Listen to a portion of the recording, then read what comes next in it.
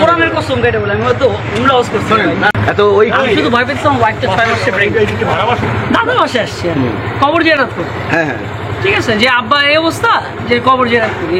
অবশেষে ডিবির হাতে কট হাসিনা দোসর জাতীয় তেলবাজ তৌহিদ আফ্রিদি। গ্রেফতারের আগে পানির ট্যাঙ্কে লুকিয়েছিলেন, তবুও শেষ রক্ষা হয়নি। রোববার রাত 10:30টার দিকে ঢাকার সিআইডির একটি টিম বরিশালে তৌহিদের দাদার বাসা থেকে তাকে গ্রেফতার করে। এর আগে গত 17 আগস্ট তৌহিদ আফ্রিদির বাবা ও বেসরকারি টেলিভিশন মাই টিভির চেয়ারম্যান মোহাম্মদ নাসিরউদ্দিন সাথীকে রাজধানীর গুলশান এলাকা থেকে গ্রেফতার করে ঢাকা মহানগর গোয়েন্দা পুলিশ ডিবি। বৈষম্য বিরোধী আন্দোলনে যাত্রাবাড়ি থানায় দায়ের করা হত্যা মামলায় তাকে গ্রেফতার করা হয়। গত 17 আগস্ট তৌহিদ আফ্রিদিকে গ্রেফতারের জন্য সরকারকে আলটিমেটাম দেয় জুলাই রেভলিউশনারি অ্যালায়েন্স। সংগঠনটির ফেসবুক পেজে এক পোস্টে দাবি করা হয়, আফ্রিদি শুধু বর্তমান সরকারের সময়কালের নয়, 15 আগস্টের আওয়ামী লীগ ক্যাম্পেইনের সময়ও অর্থ সরবরাহের সঙ্গে যুক্ত ছিলেন। তৌহিদ আফ্রিদি প্রথমে ঢাকা থেকে যায় নোয়াখালী বন্ধু রাহির বাসায়। এরপর বিপদ টের পেয়ে সেখান থেকে চলে যায় বরিশালে। প্ল্যান ছিল বর্ডার পার হয়ে ইন্ডিয়া যাবে, কিন্তু কয়েকদিন ধরেই সিআইডি তাকে নজরে রেখেছিল এবং অবশেষে তাকে গ্রেফতার করা হয়। বরিশালে কেন এসেছেন জানতে চাইলে এই কন্টেন্ট ক্রিয়েটর জানান, তিনি দাদার কবর জিয়ারত করতে এখানে এসেছেন। এ সময় তাকে কোরআনের শপথও নিতে দেখা যায় এবং বলতে শোনা যায় তিনি পালাবেন না। তৌহিদ আফ্রিদি ধরা পড়ার পর বলতেছিলেন, আমি ভয় পাইতেছি, আমার বউটা 6 মাসের প্রেগনেন্ট।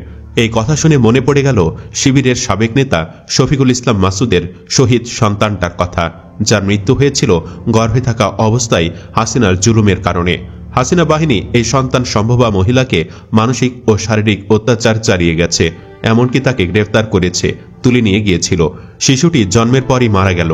জানাজাটা পর্যন্ত পড়তে পারেননি মাসুদ। এই নিয়ে মাসুদ বলেছিলেন, আমার সন্তান সম্ভবা স্ত্রীকে নিয়ে আমার শ্বশুর কেরানীগঞ্জের জেলখানায় দেখা করতে গিয়েছিলেন। তৎকালীন র্যাবের সদস্যরা আমার স্ত্রীকে গ্রেফতার করে গাড়িতে উঠিয়েছেন। আমার স্ত্রী বলেছে, দেখুন আমার শরীর খারাপ। তখন র্যাব বলেছে, তোমার স্বামীর সঙ্গে দেখা নেই, তাহলে তোমার শরীর খারাপ হয় কি করে? এই সরকারকে ধন্যবাদ জানাই আফ্রিদিকে তার অপকর্মের জন্য ধরার কারণে। তবে অনুরোধ থাকবে তার স্ত্রী বা পরিবারকে বিন্দুমাত্র হ্যারাসমেন্টের শিকার না করার জন্য। এটাই ইনসাফ। জালিমের সাথেও আমরা ইনসাফ করি, এটাই আমাদের জালিম থেকে আলাদা করে। সত্যই এই দিন না। এই হাসিনার দালালরা আরো লানতের দিন আসবে। ওপরে আল্লাহ আছে, বিচার তার কাছেই, সেই ফয়সালা করবে এদের ইনশাআল্লাহ। বিখ্যাত হারুন কাকার কাছ থেকে 500 টাকা নিয়ে বর্তমান সময়ের আলোচিত কন্টেন্ট ক্রিয়েটর তৌহিদ আফ্রিদি তার কন্টেন্ট তৈরির যাত্রা শুরু করেন। মূলত তিনি এবং টিকটক সহ বিভিন্ন সামাজিক যোগাযোগ মাধ্যম প্ল্যাটফর্মে কাজ করেন, ফলে বাংলাদেশের কন্টেন্ট তৈরির জগতে তার দৌরাত্ম্য লক্ষণীয়। এদিকে সাবেক ডিবি প্রধান হারুনুর রশিদ একসময়কার পুলিশ কর্মকর্তা ছিলেন, যিনি ক্ষমতাচ্যুত প্রধানমন্ত্রী শেখ হাসিনার সরাসরি প্রশ্রয়ে দানবে পরিণত হন।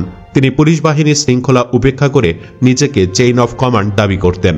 2024 সালের ছাত্র জনতা আন্দোলনের সময় শিক্ষার্থীদের যৌক্তিক দাবির বিপক্ষে কঠোর ও ঘৃণ্য পদক্ষেপ নিয়ে আন্দোলনের গতি স্থবির করতে সোচ্চার ছিলেন আলোচিত কন্টেন্ট নির্মাতা তৌহিদ আফ্রিদি এবং ডিবি প্রধান হারুনুর রশিদ। সাবেক ডিবি প্রধান হারুনুর রশিদ আইন শৃঙ্খলা রক্ষাকারী বাহিনীকে বিপথে নেতৃত্ব দেন। আন্দোলনরত শিক্ষার্থীদের ওপর পুলিশের হামলা, গণহারে গ্রেফতার এবং গুম ও খুনের মতো নৃশংস কর্মযজ্ঞের নেতৃত্ব দেন তৎকালীন স্বৈরাচারী সরকারের বিশ্বস্ত এই দানব। গণঅভ্যুত্থানের আন্দোলনকালে বাংলাদেশ পুলিশ কর্তৃক যে সকল হত্যাকাণ্ড সংঘটিত হয়েছিল তার অনেকাংশে নেপথ্যে ছিলেন সাবেক এই ডিবি প্রধান। আন্দোলন বানচালের এই অপচেষ্টায় পিছিয়ে ছিলেন না কন্টেন্ট ক্রিয়েটর তৌহিদ আফ্রিদিও। অভিযোগ উঠেছিল যে আন্দোলন চলাকালে সোশ্যাল মিডিয়ার কন্টেন্ট ক্রিয়েটর এবং ইনফ্লুয়েন্সারদের সরকারের পক্ষে ভিডিও তৈরির জন্য তিনি চাপ প্রয়োগ করেছিলেন, এমনকি ভয়ভীতিও দেখিয়েছিলেন। এরপর শিক্ষার্থীদের তিরস্কারের মুখে পড়ে রং বদলান অনলাইন জগতের এই সমালোচিত তারকা।